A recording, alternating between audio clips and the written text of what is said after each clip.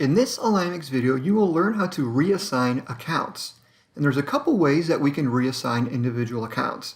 The first way is to zoom into an area and locate the accounts you want to move. So let's move over here a little bit. And before we make changes, I'm going to change the color of the sales account icons to match the color of the territory that they are assigned to. And you do that by clicking on Layers and then on the Color button. So here you can see all the colors of the accounts now match the territory that those accounts are assigned to. So now let's use the Lasso Zip Code tool, and we're going to select the alignment scope to only accounts. This means that when we lasso an area, only accounts are being lassoed. So here I've lassoed a chunk of accounts, and now I let go. And here you can see that we haven't lassoed any zip codes. It's just accounts that have been lassoed. Clicking on Next, I can assign all of those accounts to a new territory or to an existing territory. So I'm going to select existing territory and assign these accounts to the territory that's found north of them.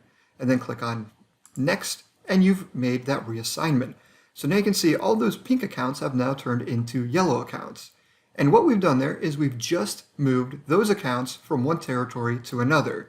We've essentially created account overrides because those zip codes are still assigned to the pink territory. The second way to reassign accounts is by copy and pasting those account IDs into AlignMix. So now let's open up an Excel file with my accounts. Here is my Excel list, and let's say a list of these accounts need to be moved from one territory to another.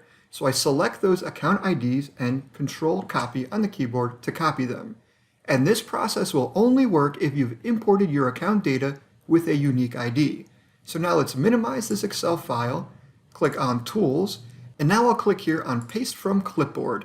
And AlignMix will now read those account IDs that we've just pasted, and it will tell you which territory they are currently assigned to.